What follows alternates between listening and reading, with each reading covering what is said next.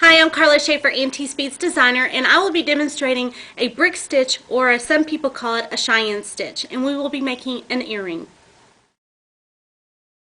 I'm going to go over the list of tools and supplies needed for this project. I'm going to be using two sizes of seed beads. I'm using an 8/0 hex bead in two colors and an 11/0 seed bead in a contrast or matching color, that could be an 11/0 or an 11/0 Delica. And I'm also going to be using a Swarovski 13mm Briolette. You will also need a pair of ear wires to match the seed beads that you're using, fire line, a nipper tool, and a number 12 beading needle. First thing I'm going to do is I'm going to explain what I did with this graph paper. As I said before, you can find brick and peyote stitch graph paper online just by doing a search, and they're free. Well, I graphed out my pattern so I will be able to follow, since I'm using two different colors, so I'll be able to follow. And we're going to start with our longest row first. So I just wanted to show you what I did here on the graph paper, so I'll be able to make sure that I get my colors and my pattern done correctly. The first thing we're going to do is we're going to start with our first row, and we're going to string on 7 of the hex beads. And again, I was using my graph paper and I went ahead and lined it out here. So I'm going to put a black, and a metallic, and then 3 black, and 1 metallic, and another black. And this is our base row, which really ends up being the middle row. Now that I've got the 7 beads strung on, what we're going to do now to start this base row is I'm going to run my needle up through the second bead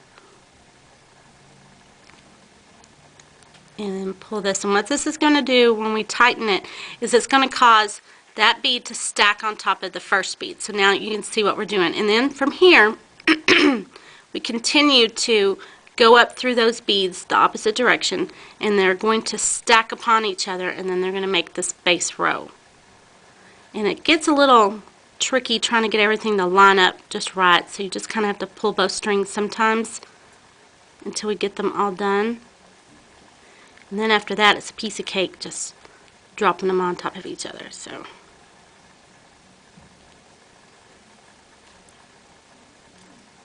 you may have to just kind of straighten them out every once in a while.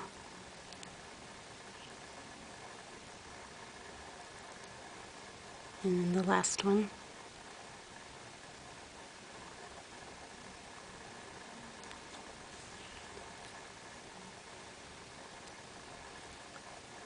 Okay, now I've completed my base row, and then we'll be building off of this base row for the rest of the triangle. Okay, now we're ready for our second row, and what we're going to do is when you start a row, you always pick up 2 beads. So in this case, I'm picking up a black and the metallic because I started with the black and the metallic here. And as you can see, our threads exposed here. What we do in brick stitches, we run our needle through that thread. So I'm going to run my needle through the thread that's in the second and the third bead, pull it through, and then I'm going to run my needle back up that second bead and tighten everything up. Sometimes you have to make that one on the end kind of set in. And then from here, you just pick up 1 bead at a time. But again, we're going to go under that thread, and I'll adjust those when we get going. After you get going, it gets a little easier to make the guys go and stay in line here. Just tighten them, just kind of shove that one in the end there. See how they're stacking on top? And you just want to follow your pattern and use your graph paper, or just follow what you're doing here. We've got 3 in the middle, so I know I'm going to do 2 black in the middle here for this row. It decreases. We're decreasing 1 bead for every row.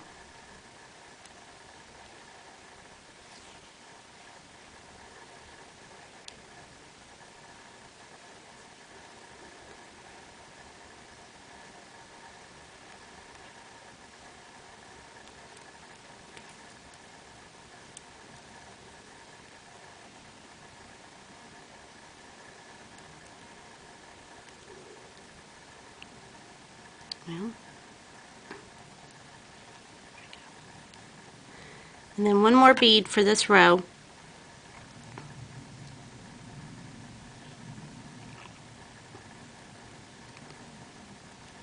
And again, you're just taking the needle right under that thread. And then going back up under the bead, back through the bead. It works up really fast. Now you can see how it's decreasing here. So what I like to do is I like to flip my work so I can work from this side back. Again, I'm going to pick up two beads. I'm going to pick up a black and a metallic. And again, I'm going to go under this thread from the second to the third bead. I'm going to go up through the metallic bead.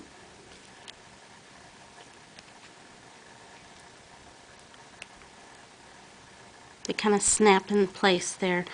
And again, black.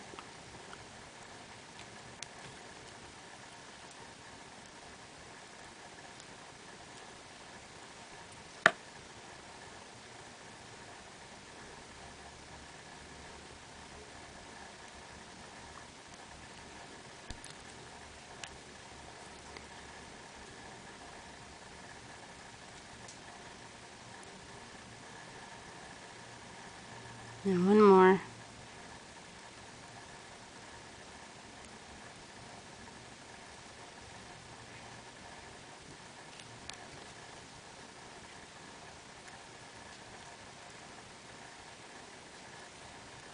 Okay, now we've got our third row. I'm going to flip it over. And again with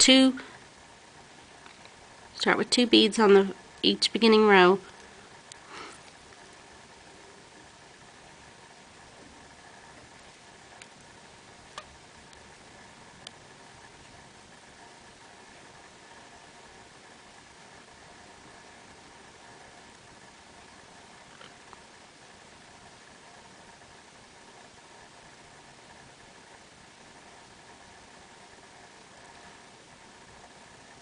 Now I need two metallics here, sorry, whoops, to check my pattern.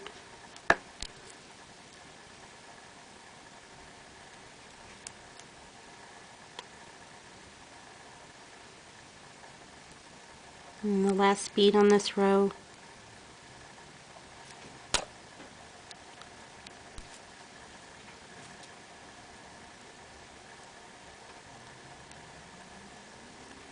And they just lock together. And I'm going to flip it over. And again we're going to do two beads. In this case it's two black.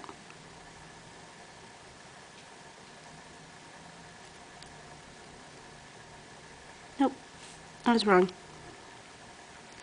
It's one black and one metallic.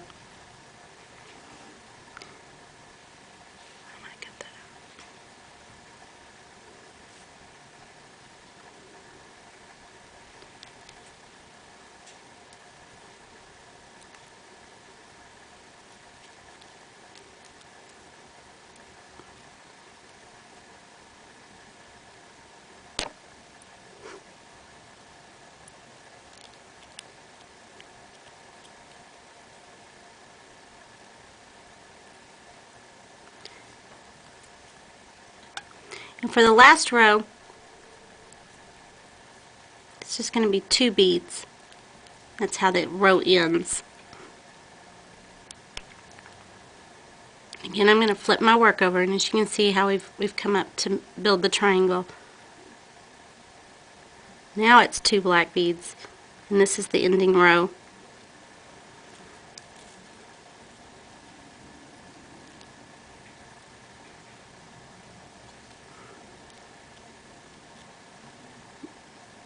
Now we've got half of our earring constructed, so what we need to do is we need to make two of these triangles, and then we're going to stitch them together.